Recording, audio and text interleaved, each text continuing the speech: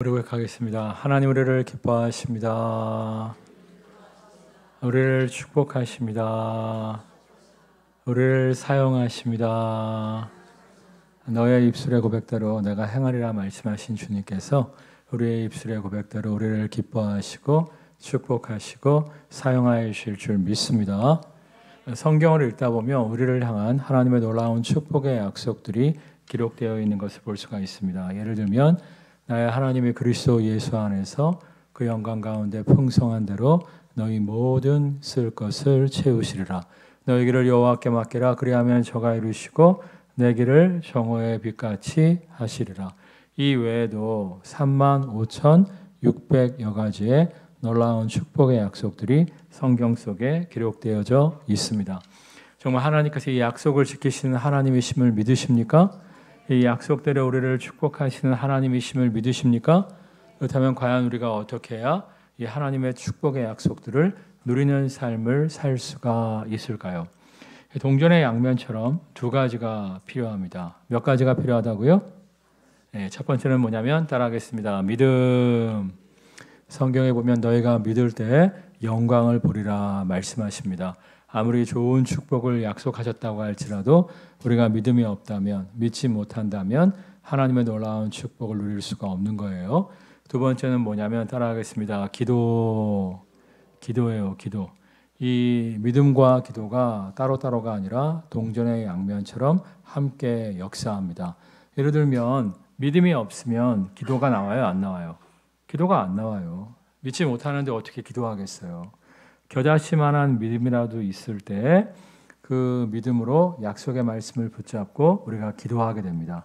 근데 기도하다 보면 점점 우리의 믿음이 확산되어지고 우리의 믿음이 점점 커지는 것을 볼 수가 있어요. 그러니까 겨자씨만한 믿음 갖고 기도를 시작했다고 할지라도 기도하다 보면 우리의 믿음이 정말 산을 옮길 만한 믿음으로 점점 커짐으로 말미암아 정말 산을 옮기는 하나님의 기적을 경험할 수가 있는 거예요. 정말 겨자씨만한 믿음이 있다 할지라도 약속의 말씀 믿고 기도함으로 말미암아 산도 옮기는 하나님의 기적을 경험하는 모두가 되시기를 주님의 이름으로 축원합니다. 근데 이렇게 얘기하면 이렇게 말씀하실 분도 있어요. 목사님 깜빡 잊으신 게 있네요. 믿음과 기도만이 아니라 한 가지 더 필요한 게 있습니다. 그게 뭘까요? 많은 분들이 순종이라고 이야기하세요. 왜냐하면 이제 나아만 장군에게 엘리사 선지자가 요단강에서 7번 몸을 씻으면 낫게 된다고 말씀해 주셨잖아요. 근데 나아만 장군 요단강 물에 7번 씻지 않았다면 나을 수 있었어요? 못 나았어요? 못 나은 거죠. 여리고성을 하루에 한 바퀴 돌고 마지막 날 7바퀴 돌고 큰 소리로 외치며 여리고성이 무너질 거라고 말씀하셨는데 안 돌면 안 외치면 여리고성이 무너졌어요? 안 무너졌어요? 안 무너졌죠. 그래서 많은 사람들이 믿음과 기도만이 아니라 순종이 있어야 된다 이렇게 말씀하시는 분들이 많은데 여러분 정말 믿음이 있으면 기도하게 되고요. 기도하면서 믿음이 성장하게 되면요. 우리가 순종하게끔 되어 있어요. 우리가 순종하지 못하는 이유는 믿지 못하기 때문이고 순종하지 못하는 이유는 기도하지 않기 때문에 그런 거예요. 오병이어의 기적도 마찬가지 아닙니까? 오병이어의 기적을 베푸신 가장 큰 이유가 뭐예요? 배고파 굶주리는 백성들을 먹이고자 하시는 이유도 있었습니다만 두 번째 이유는 제자들의 믿음을 시험코자 하셨다 이렇게 말씀하고 있잖아요. 처음에 이제 빌립에게 물어보잖아요. 야 너희가 먹을 것을 줘라. 그러니까 빌립이 뭐라고 얘기해요? 아니 이 많은 사람들을 갑자기 어떻게 먹입니까? 돈이 있어도 이 많은 사람을 먹일 떡을 갑자기 사올 수 없습니다 라고 이야기해요. 근데 반대로 안드레는 정말 주님이 명령하셨기에 주님께서 역사하실 줄 믿고 정말 자신이 할 수 있는 최선 한 어린아이에 보리떡 5개와 물고기 2마리를 가져다가 주님 앞에 내려놓았을 때 주님이 축사하시고 나눠주라 명하였을 때 남자만 5,000명 여자와 아이들까지 배불리 먹고 몇 바구니 12바구니가 남는 기적을 경험하게 되잖아요. 그러니까 믿을 때 순종할 수 있었고 순종할 때 기적을 경험할 수가 있었던 거예요. 그럼 여러분 정말 겨자씨만한 믿음이 있다 할지라도 약속의 말씀 붙잡고 기도하는 모두가 되시기를 주님의 이름으로 축원합니다. 기도하다 보면 믿음이 생기고 믿음이 생기면 순종할 수 있는 능력 또한 우리에게 행하여 줄 줄 믿습니다. 우리 23절 말씀 다 같이 읽겠습니다. 여러 해 후에 애굽 왕은 죽었고 이스라엘 자손은 고된 노동으로 말미암아 단식하며 부르짖으니 그 고된 노동으로 말미암아 부르짖는 소리가 하나님께 상달된지라. 애굽에 있던 이스라엘 백성들이 강제 노동으로 말미암아 노예 생활로 말미암아 너무나 고통스럽자 뭐 하기 시작했다고 나와 있어요? 하나님께 부르짖기 시작했다 이렇게 나와 있어요. 하나님께 이제 고통 가운데 기도하니까 그들의 기도가 하나님께 상달되었다는 거예요. 자, 그들의 기도가 하나님께 상달되자 하나님이 어떻게 하십니까? 우리 24절 말씀 읽겠습니다. 하나님이 그들의 고통 소리를 들으시고 하나님이 아브라함과 이삭과 야곱에게 세운 그의 언약을 기억하사. 그들의 고통 가운데 부르짖는 기도 소리를 들으시고 아브라함에게 이삭에게 야곱에게 세운 언약을 약속을 기억하셨다 이렇게 나와 있어요. 어떠한 약속입니까? 너의 후손들이 애굽에 살게 될 것인데 너의 후손들이 가족에서 민족으로 애굽에서 번성하게 될 것이다. 너의 후손들이 번성하게 되었을 때 잠깐 종살이를 하게 되지만 노예 생활의 고통 가운데 놓이게 되지만 그것이 영원한 것은 아니다. 너희가 애굽으로 이주한 지 400년 만에 다시금 이 땅으로 돌아와서 이 땅을 차지하게 될 것이다. 분명히 약속하여 주셨어요. 그 약속을 하나님이 기억하시고 구원자 모세를 보내셨다는 거예요. 근데 거꾸로 이야기하면 그들이 기도하지 않았다면, 그들이 부르짖지 않았다면 하나님이 그 약속을 기억하셨다? 기억하지 못하셨다? 기억하지 못하셨다는 거예요. 여러분 성경을 자세히 읽어보시면 아브라함에게 400년 후에 너의 후손들이 약속의 땅으로 돌아가게 될 거야 말씀하셨는데 실제적으로는 400년이 아니라 430년 후에 출애굽을 하게 됩니다. 이유가 뭘까요? 그들이 기도하지 않았기 때문이에요. 그들이 부르짖어 기도하지 않았기 때문에 하나님이 자신의 약속을 기억하지 못하심으로 말미암아 30년 더 고통을 받고 난 후에 출애굽을 경험하게 됩니다. 반대로 우리 다니엘서 참고 말씀 보겠습니다. 곧 그 통치 원년에 나 다니엘이 책을 통해 여호와께서 말씀으로 선지자 예레미야에게 알려주신 그 연수를 깨달았나니 곧 예루살렘의 황폐함이 70년 만에 그치리라 하신 것이니라. 바벨론 땅에 포로로 끌려갔던 다니엘이 어느 날 이제 하나님의 말씀 에레미야서를 쭉 읽습니다. 읽다 보니까 그들이 포로로 끌려갔지만 영원한 것이 아니고 70년 만에 다시금 포로에서 본국으로 귀환하는 은혜를 누릴 것을 약속하여 주셨어요. 그리고 이제 날짜를 계수해 보니까 그때가 69년째였어요. 1년 후에는 이제 돌아가기로 약속된 날이었어요. 그 사실을 깨닫고 다니엘이 열심히 기도할 때 정말 70년째 이스라엘 백성들이 바벨론에서 이스라엘 땅으로 돌아가는 하나님의 역사를 누리게 됩니다. 그러니까 우리가 하나님이 아무리 약속하였다고 할지라도 기도하지 않으면 하나님의 약속을 온전한 때에 받아 누릴 수가 없다는 거예요. 그래서 성경에 보면 여러 곳에서 내가 너희에게 놀라운 축복의 약속을 행했다 할지라도 너희가 뭐 할 때? 너희가 구할 때 주리라 이렇게 말씀하십니다. 그럼 여러분 언제나 미리미리 기도할 줄 아는 모두가 되시기를 주님의 이름으로 축원합니다. 정말 애굽 땅에 있던 이스라엘 백성들처럼 고통 실컷 받은 후에 정말 고통 중에 부르짖어 기도하는 것이 아니라 환난 닥치기 전에 시련 당하기 전에 약속의 말씀 붙잡고 미리미리 기도할 줄 아는 모두가 되시기를 주님의 이름으로 축원합니다. 저는 가끔씩 이제 안타까운 분들이 누구냐면 고3 학부형들 중에서 수능 한 달 전부터 열심히 기도하시는 분들이에요. 아니 뭐 기도 안 하는 것보다는 훨씬 좋겠지만 아니 수능 한 달 전에 기도 안 하는 부모가 어디 있어요? 깨어있는 부모라면 애가 초등학교 입학할 때부터 기도해야죠. 안 그래요?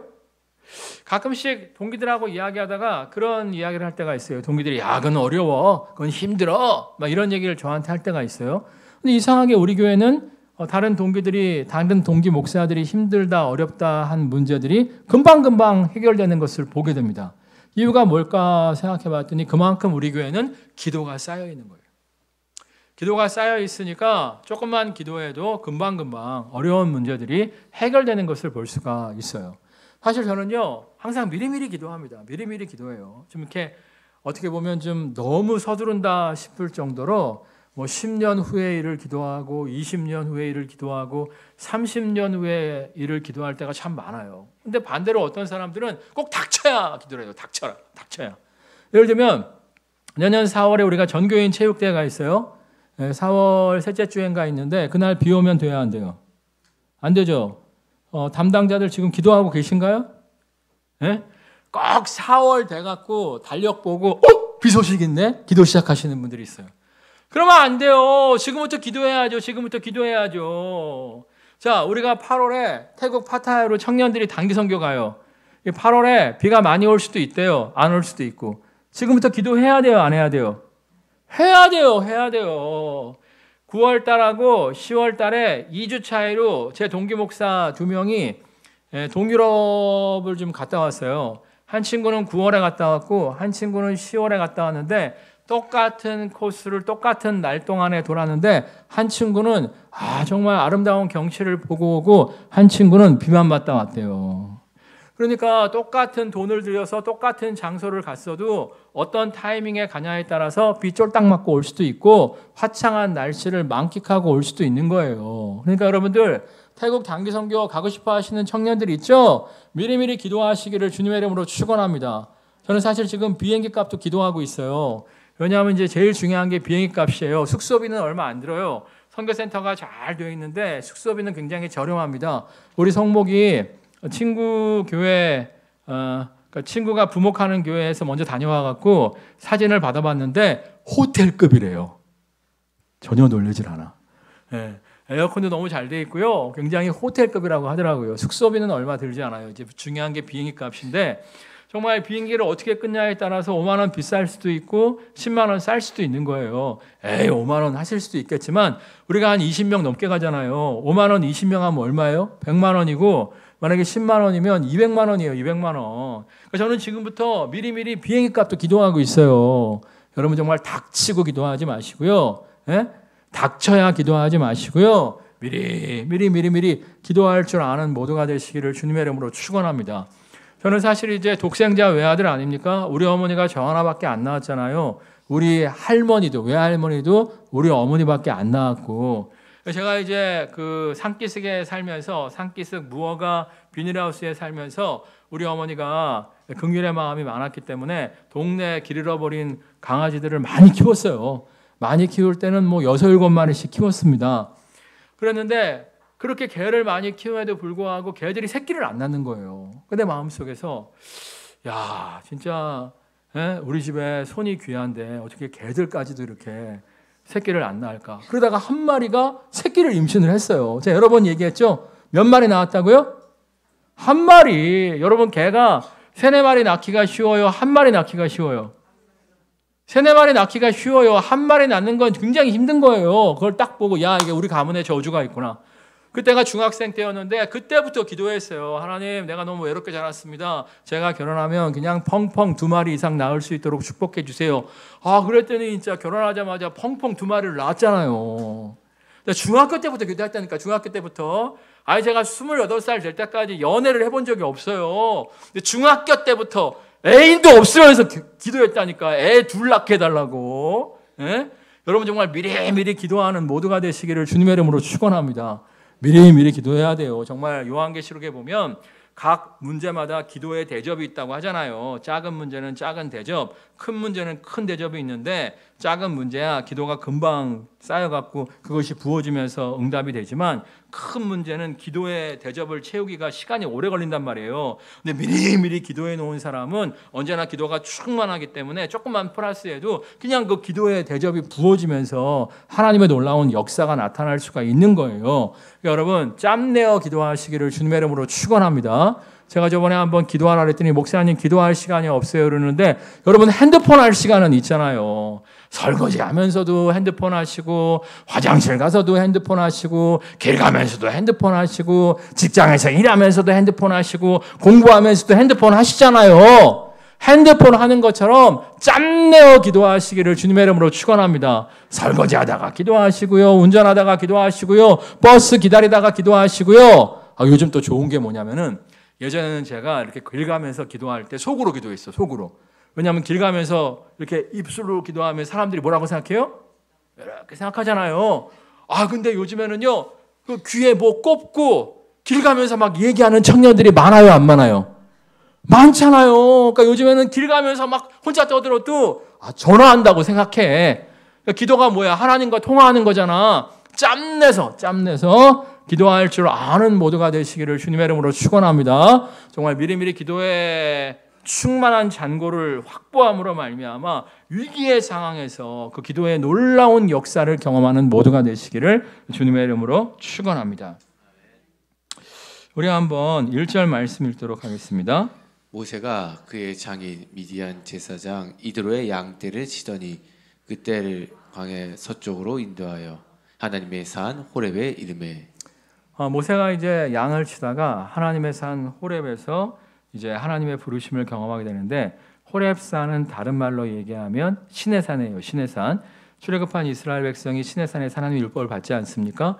같은 산이라도 여러 이름이 있을 수 있어요. 금강산도 다른 이름이 있죠. 뭐죠? 묘양산. 금강산도 이름이 여러 개예요. 묘양산 말고도 또 있어요. 아무튼 이 호렙산은 신의 산인데 신의 산에서 모세가 뭐하고 있을 때 하나님이 부르셨죠? 양떼를 치고 있을 때. 이때 모세의 나이가 몇 살이었어요? 80세였어요. 80세. 요즘이야 100세 시대를 살고 있으니까 80이면 젊죠. 근데 당시에는요. 인간의 평균 수명이 40도 안 되던 때였어요. 그랬을 때 80이다? 굉장히 나이 많은 할아버지입니다. 그럼에도 불구하고 집안에 있지 아니하고 돌아다니면서 양떼를 돌보고 있었다는 거예요. 누가 그러더라고요. 목사님 건강이 되니까 그렇죠? 아니에요. 부지런히 돌아다니니까 80까지 양떼를 칠 수가 있었던 거예요. 청년들도 마찬가지입니다. 집에만 있어 보세요. 다리가 퇴화돼요.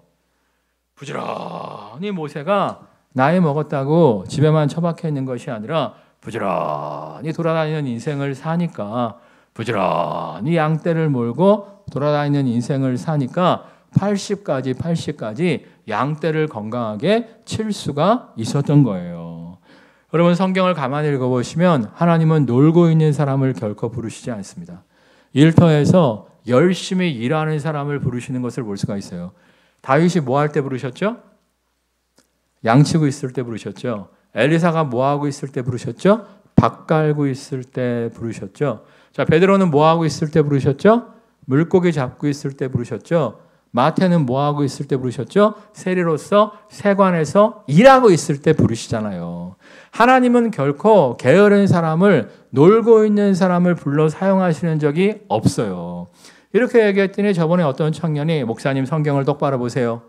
예수님의 제자 중에서 나다나엘은 무화과 나무 밑에서 농땡이 피고 있다가 주님의 부르심을 받았잖아요. 이렇게 말을 하는 청년이 있던데 성경에 보면 나다나엘이 무화과 나무 밑에 있다가 주님의 부르심을 받았다고 써있죠. 근데 그 표현은 어떠한 표현이냐면 당시의 랍비들은 무화과 나무 밑에서 성경을 연구하는 습관이 있었어요. 나다나엘이 그러니까 무화과 밑에서 낮잠을 즐기고 있었다 이 뜻이 아니라 열심히 성경을 연구하고 있었다는 거예요. 그러니까 열심히 공부하는 청년, 열심히 일하는 청년, 열심히 일하는 사람들을 하나님께서 부르시는 것이지 놀고 있는 사람을 결코 하나님은 부르시지 않습니다. 그리고 요즘에는 몇 세 시대를 우리가 살고 있어요? 120세를 넘어서 까딱 잘못하면 200살까지 사는 시대를 우리가 살아가고 있어요.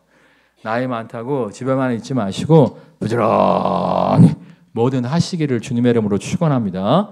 부지런히 돌아다니시는 모두가 되시기를 주님의 이름으로 축원합니다. 아니 월급 안 주더라도 좀 돌아다니세요. 돌아다니면서 땅 밟게 하시는 거예요. 하나님 저 아파트에 사는 사람들이 예수님 영접하게 해주세요. 돌아다니시면서 저 빌라에 사는 사람들이 예수님 영접하게 해주세요. 저 학교 다니는 아이들이 예수님 영접하게 해주세요. 그러면서 이제 쓰레기도 좀 줍고 다니는 거예요. 그러면 정말 동네를 위해서 기도의 파수꾼의 역할을 감당하실 수 있는 것 아니겠습니까? 좋은 일도 하고 여러분 정말 뭐든 하시기를 주님의 이름으로 축원합니다. 하나님은 놀고 있는 자가 아니라 일하고 있는 자를 불러서 사용하시는 하나님이심을 믿습니다. 우리 2절 말씀 읽겠습니다. 2절 여호와의 사자가 떨기나무 가운데로부터 나오는 불꽃 안에서 그에게 나타나시니라. 그가 보니 떨기나무에 불이 붙었으나 그 떨기나무가 사라지지 아니하는지라. 지금도 이스라엘에는 자연발화 현상이 종종 나타나요. 이제 낮에는 40도까지 오르기 때문에 건조한 여름 날씨에는 나무들이 바짝바짝 말랐다가 자연발화가 일어나곤 합니다. 근데 이제 가시떨기 나무가 잎사귀가 그렇게 풍성한 나무가 아니에요. 그래서 종종 자연발화 현상이 있습니다만 길게 타봤자 2, 3분 안에 끝나요. 그러니까 확 타올랐다가 사그러드는 나무이지 계속 오래 타지는 않는단 말이에요. 그러니까 모세가 이렇게 가다가 가시떨기 나무에 불이 붙은 거예요. 날이 덥다 보니까 건조하다 보니까 또 자연발화 현상이 나타났구나. 쓱 지나갔는데 우연히 다시 한번 보니까 계속 타고 있는 거야. 이상하네. 나무가 그렇게 크지도 않은데 왜 아직도 타고 있지? 이상하게 여기고 모세가 어떻게 합니까? 우리 3절 말씀 읽겠습니다. 이에 모세가 이르되 내가 돌이켜 가서 이 큰 광경을 보리라.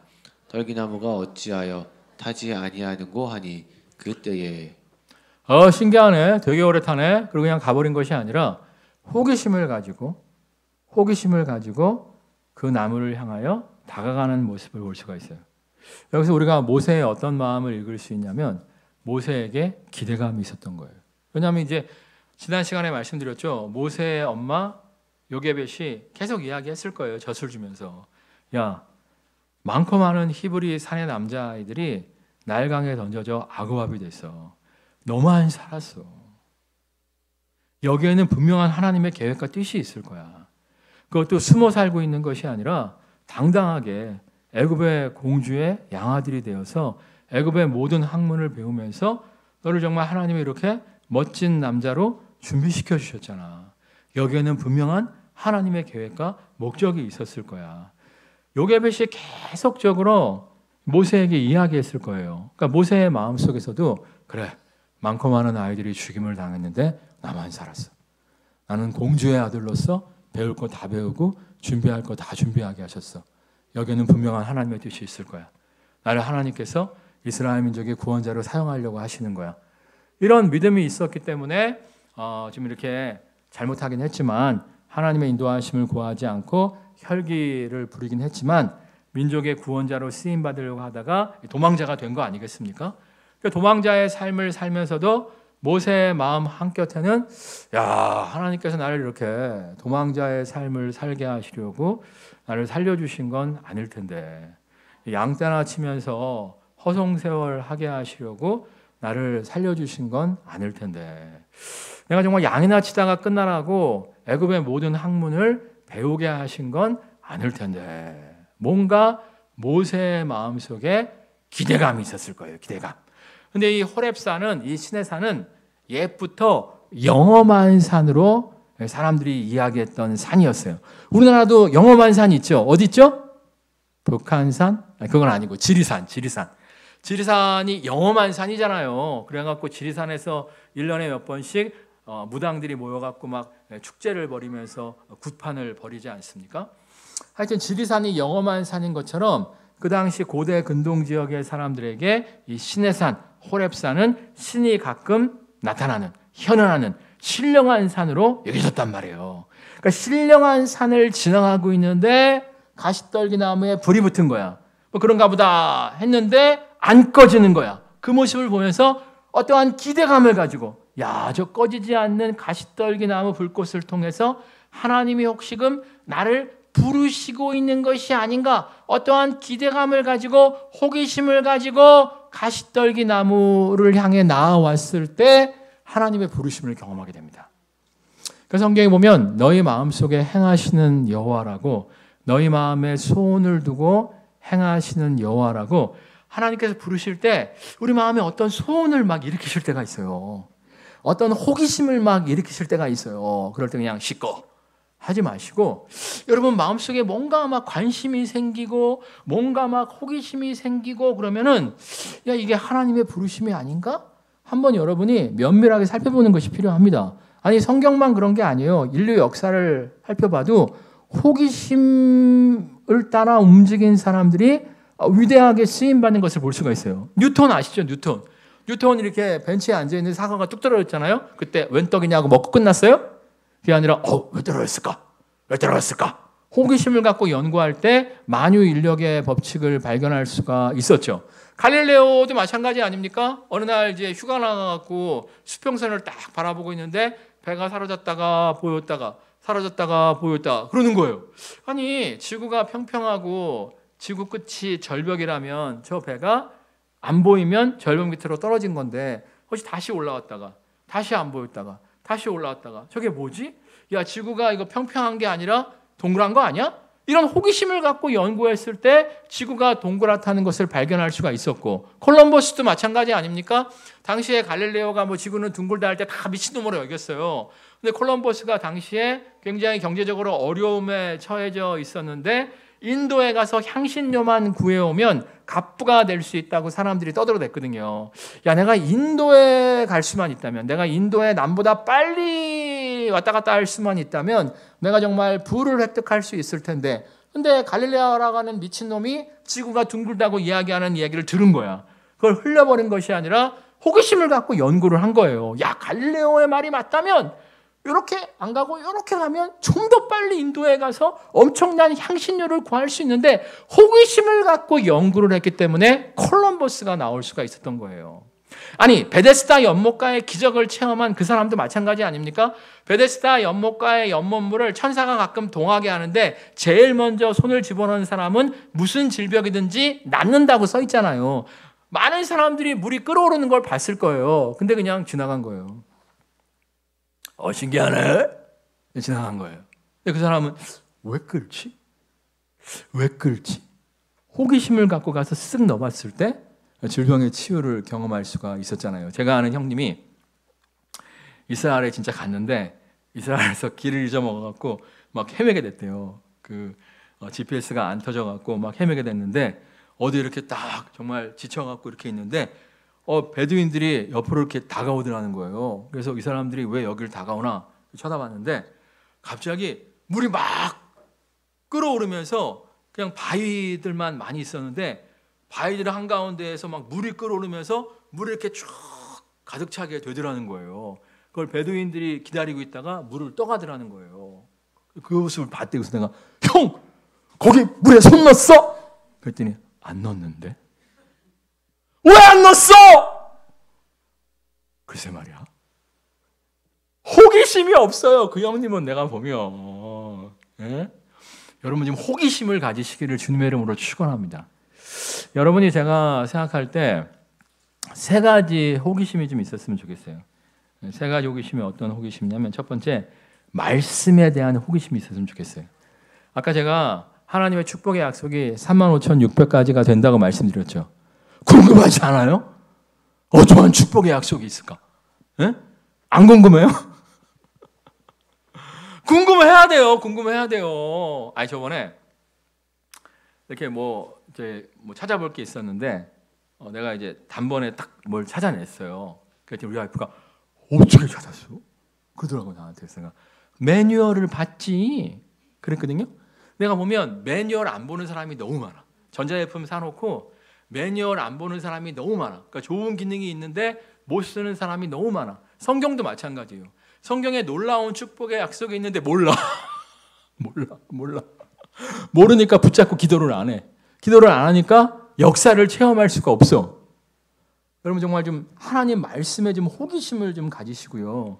말씀을 열심히 좀 연구함으로 말미암아 축복의 약속들을 좀 발견하고 그 약속들 붙잡고 기도함으로 말미암아 하나님의 놀라운 승리를 쟁취하는 모두가 되시기를 주님의 이름으로 축원합니다. 두 번째는 도움이 필요한 영역에 대한 호기심이 필요해요. 어떠한 호기심이 필요하다고요? 느헤미야 같은 경우에 보면은 고향에서 느헤미야도 바벨론 땅에 있을 때 고향 예루살렘에 갔다 온 사람들이 예루살렘 성벽이 회파되었다, 무너졌다 소식을 전해주지 않습니까? 그런가 보다, 안 됐네, 끝난 게 아니라 구체적으로 물어봐요. 한쪽이 무너졌다는 거냐, 왕창 다 무너졌다는 거냐, 구체적으로 물어봅니다. 그리고 예루살렘 성벽을 재건하기 위해서는 돈이 얼마나 필요하고, 돈이 있어도 목재를 구입하기 위해서는 누구를 만나야 되고, 석재를 구입하기 위해서는 누구의 허락이 필요하고, 호기심을 갖고 면밀하게 조사합니다. 호기심을 갖고 면밀하게 조사해요. 그랬을 때 왕이 너무 필요한 게 없냐 물어볼 때 사실은 내 조상의 묘가 있는 예루살렘 성벽을 재건하고 싶은데 목재는 얼만큼 필요하고 나무는 얼만큼 필요하고 돌은 얼만큼 필요한데 이러이러한 허가서를 누가 발급해 줘야 되니까 이렇게 발급해 줘 갖고 내가 좀 예루살렘 성벽을 재건할 수 있도록 도와주십시오 하잖아요. 그러니까 우리가 뭔가 주님께서 우리가 온 세상을 섬기는 주님의 손가발이 되기를 원하신다고 말씀하시지 않습니까? 우리 교회 사명 선언문이 고양시와 통일로 북한과 세계 땅끝까지 전도와 가르치고 선교하는 사명이 있잖아요. 그러면 뭔가 무너지는 곳을 볼 때마다, 우리나라나 다른 나라나 하여튼 무너지고 회파된 곳을 볼 때마다 좀 호기심을 가져야 돼요. 호기심을 가져야 돼요. 내가 정말 어떻게 도울 수 있을까? 우리가 뭘 도울 영역이 없을까?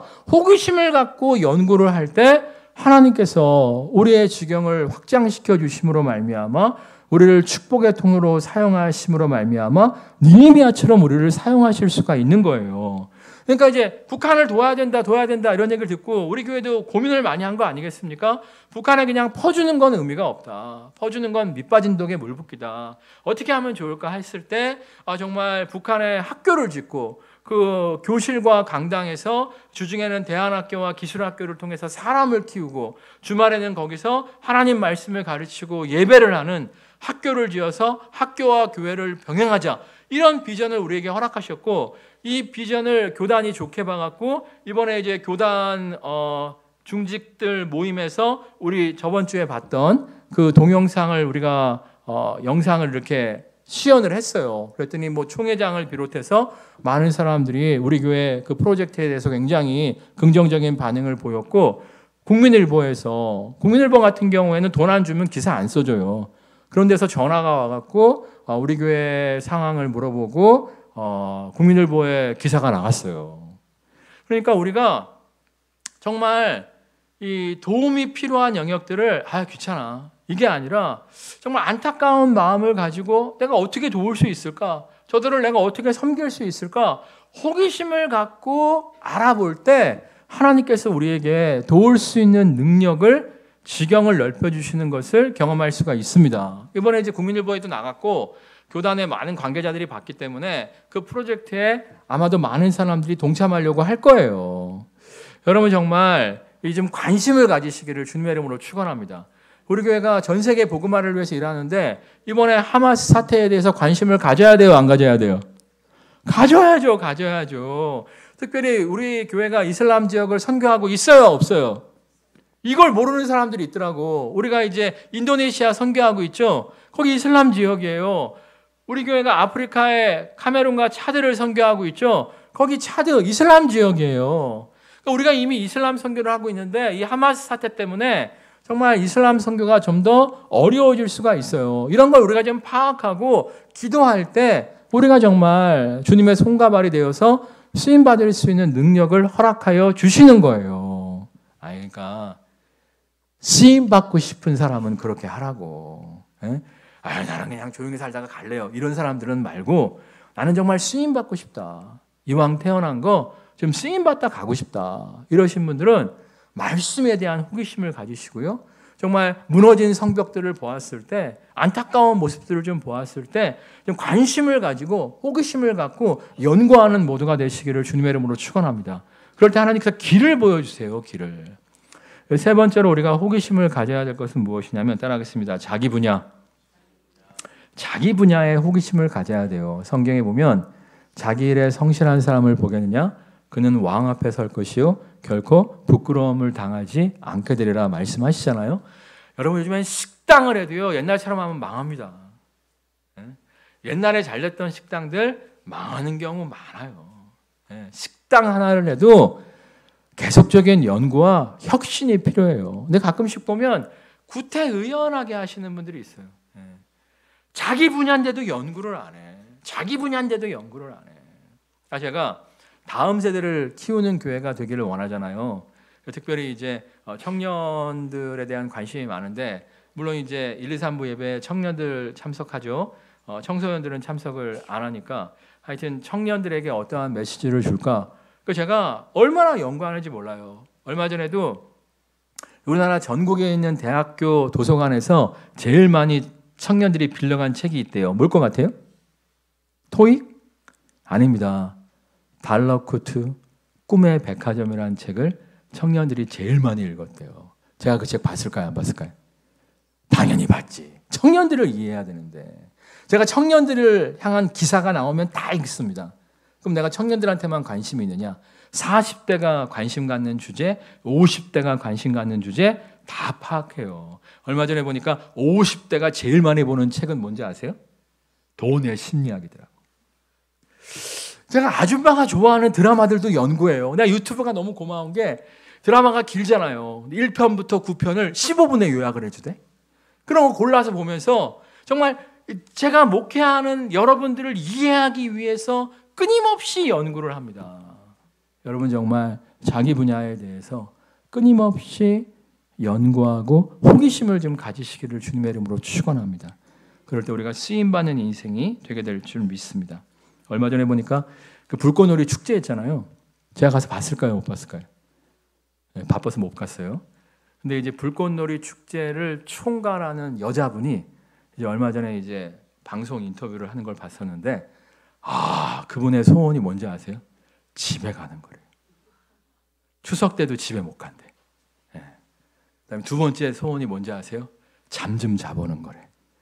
불꽃놀이 축제가 얼마 전에 끝났죠? 내년 거 준비하고 있대. 근데 그분 얘기 들어보니까 원래 미술 전공했대요.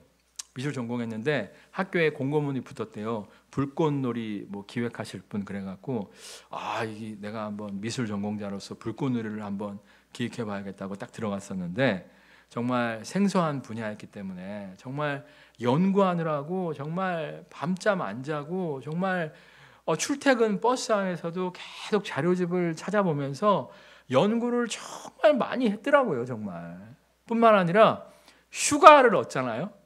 그러면 어디로 가냐면은 프랑스 불꽃놀이 축제, 독일 불꽃놀이 축제, 중국 불꽃놀이 축제, 휴가를 그렇게 써요.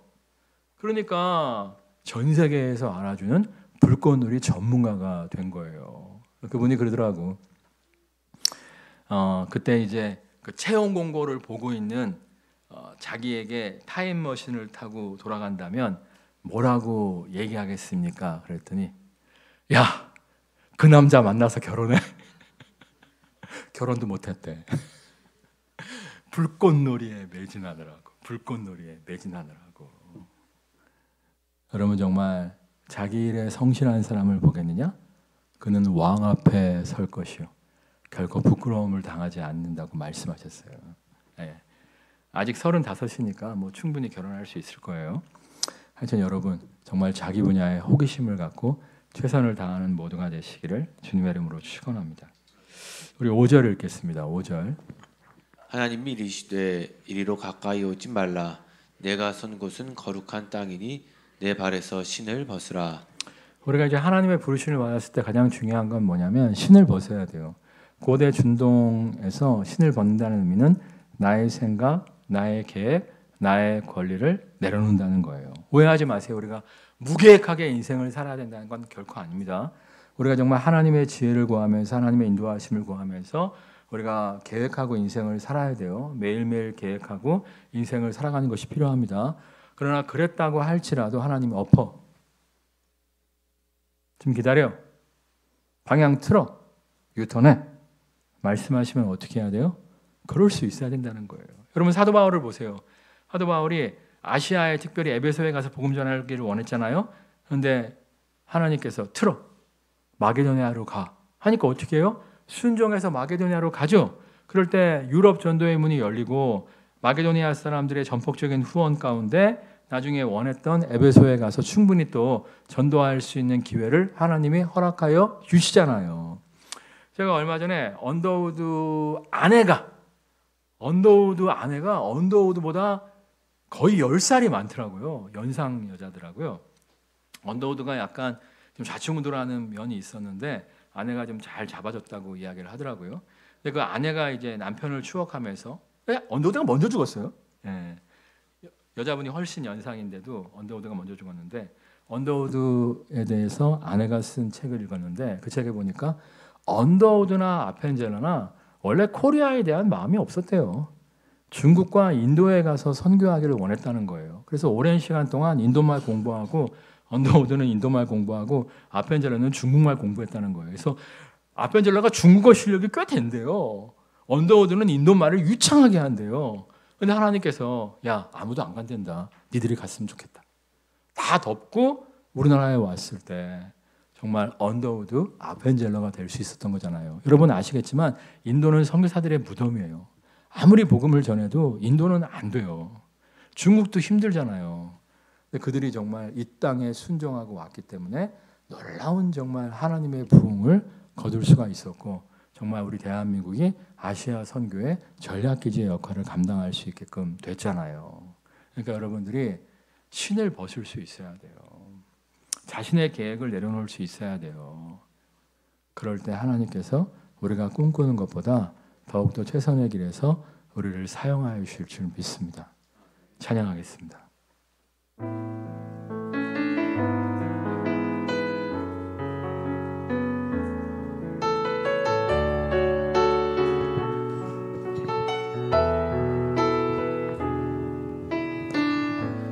나의 기도하는 것보다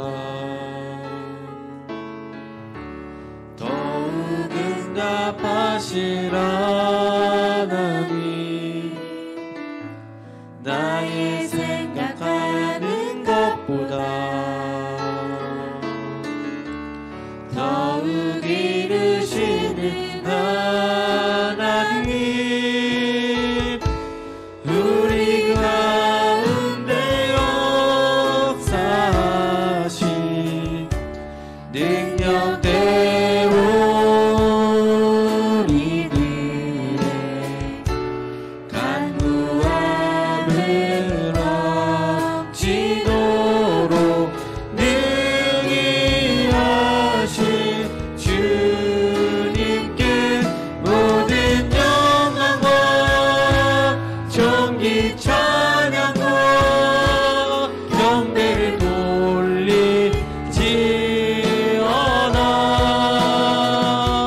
모든 영광과 존귀 찬양과 경배를 돌리지. 우리 가운데 역사하신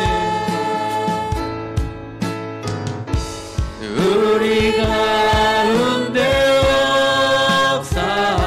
역사하신 능력대로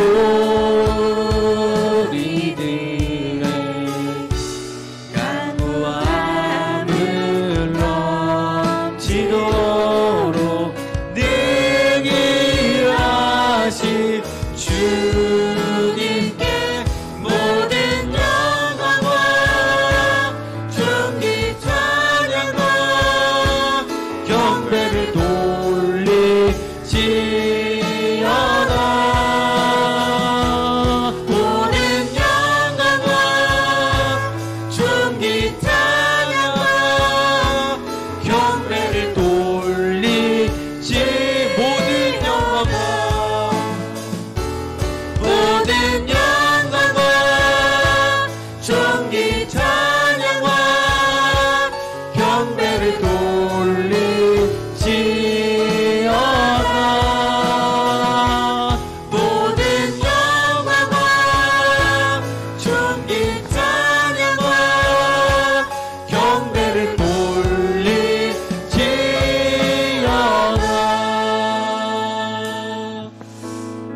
나의 계획과 권리를 내려놓고 하나님의 인도하심에 순복하게 하옵소서. 하루하루 성실히 일하며 하나님의 부르심에 응답하게 하옵소서. 약속의 말씀 붙잡고 기도하게 하옵소서. 이를 통해 가장 최선의 때 가장 최선의 길로 인도하시는 하나님을 만나게 하옵소서. 합심해서 기도하겠습니다. 할렐루야. 사랑과 예배 새벽 사신 아버지 하나님, 나의 계획과 권리를 내려놓고 하나님의 인도하심에 순복하는 모두가 될 때 우리가 말씀 가운데 호기심을 갖게 하여 주시옵소서. 아버지 대통령의 필요한 곳 가운데 역적인 호기심을 갖게 하여 주시옵소서.